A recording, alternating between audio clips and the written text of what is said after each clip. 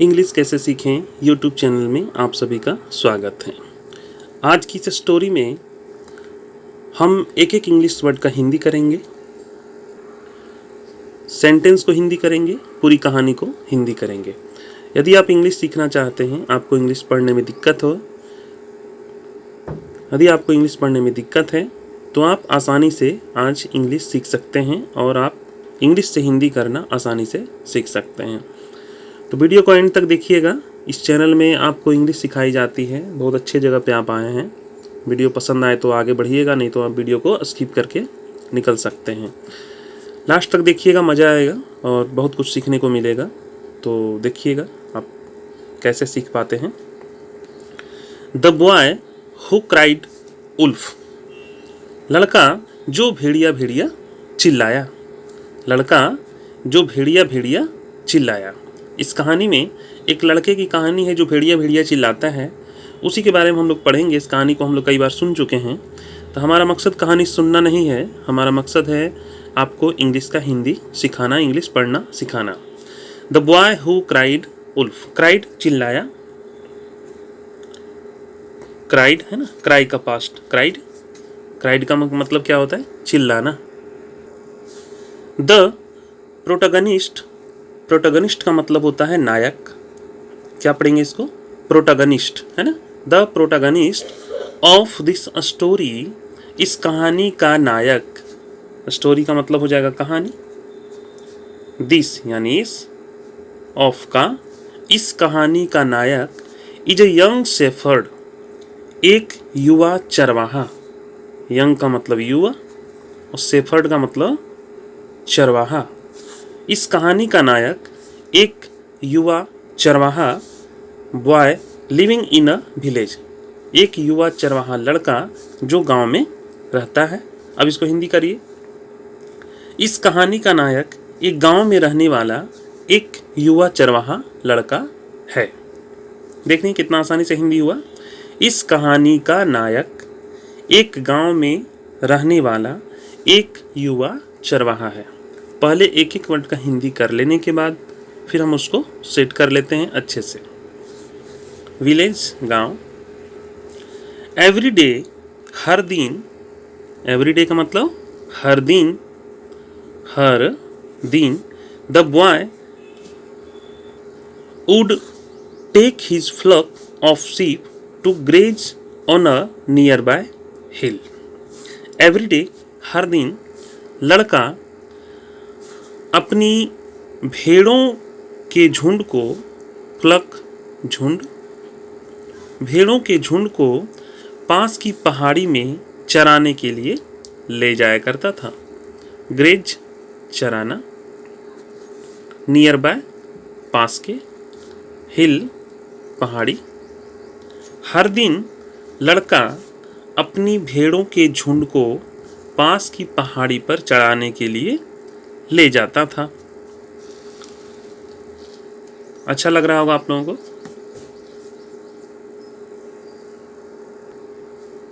One day, एक दिन, one day एक दिन। वाइल द शीप वेयर, इसको वर भी बोल सकते हैं। One day while the sheep were grazing, एक दिन जब भेड़ें चर रही थी। ग्रेजिंग चर रही, वाइल जब, एक दिन जब भेड़ें चर रही थी। द बॉय फेल्ट बोर्ड, तो लड़के को बोरियत महसूस हुई। फेल्ट महसूस हुई, कैसी महसूस हुई? बोर्ड यानी बोरियत, उसे बोर लगा। And decided to play a prank on the people of his village, और उसने अपने गांव के लोगों के साथ एक शरारत करने का फैसला किया। डिसाइडेड, फैसला किया। क्या करने का? प्रैंक यानी शरारत। On the people of his village, अपने गांव के लोगों के साथ। उल्फ उल्फ, भेड़िया भेड़िया। उल्फ उल्फ, भेड़िया भेड़िया। He cried out, he cried out as loud as he could. वह जितनी जोर से चिल्ला सकता था चिल्लाया। वह जितनी जोर से चिल्ला सकता था चिल्लाया। Listening to his cries for help, मदद के लिए उसकी चीख पुकार सुनकर। मदद के लिए, फॉर के लिए। लिसनिंग टू हिज क्राइज, उसकी चीख को सुनकर। लिसनिंग मतलब सुनकर, हिज मतलब उसकी, क्राइज मतलब चीख, उसकी चीख को सुनकर।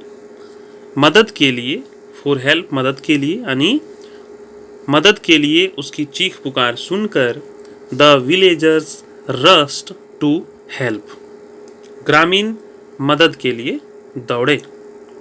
ग्रामीण मदद के लिए दौड़े। एंड और व्हेन दे केम क्लोज, जब वे करीब आए।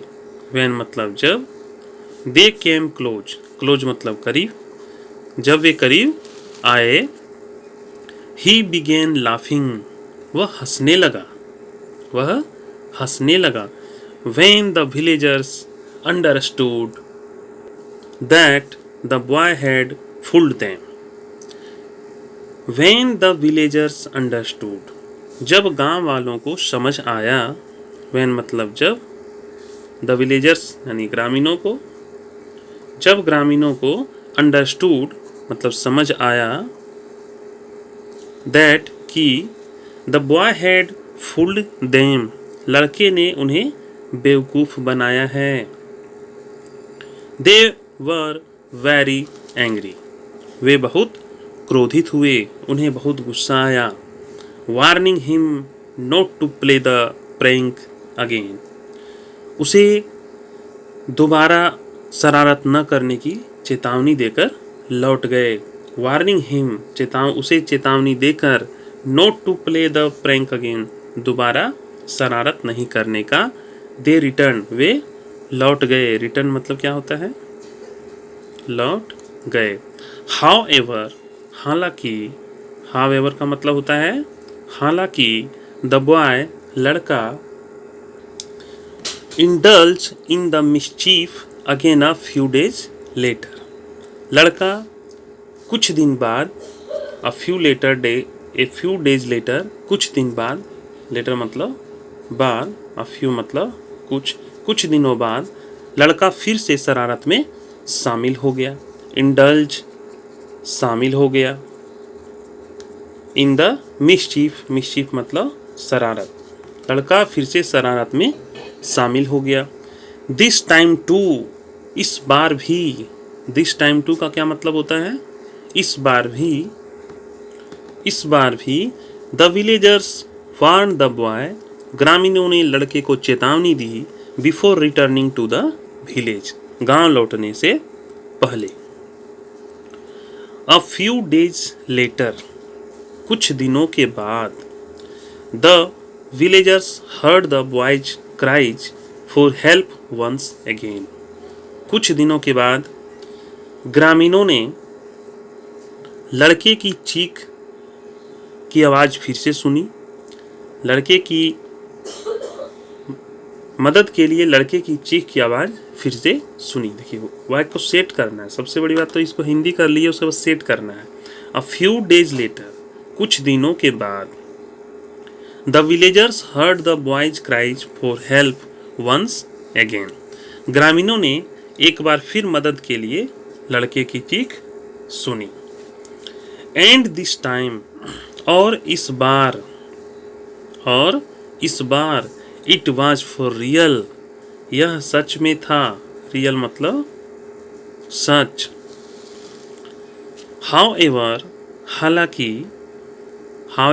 हालांकि, the villager tired of being laughed at and did not think that the boy was really in trouble. गांव वाले उपहास उड़ाकर थक गए थे। Villagers were tired, ग्रामीण थक गए थे। of being laughed at, उपहास उड़ाकर, and did not think, और उन्होंने नहीं सोचा, that कि the boy was really in trouble, कि लड़का वास्तव में मुसीबत में था। रियली मतलब वास्तव में, ट्रबल मतलब समस्या यहाँ होता है, लेकिन यहाँ मुसीबत होगा, मुसीबत, ठीक है, मुसीबत, ट्रबल में समस्या भी होता है लेकिन मुसीबत यहाँ सेट होगा। सो इसलिए, सो मतलब इसलिए, they ignored his cries for help, इसलिए उन्होंने मदद के लिए उसकी पुकार को नज़रअंदाज कर दिया। इग्नोर्ड, नज़र अंदाज कर दिया, हिज क्राइज, उसकी पुकार को। And the wolf killed and ate all his sheep, और भेड़िए ने उसकी सभी भेड़ों को मार डाला और खा गया।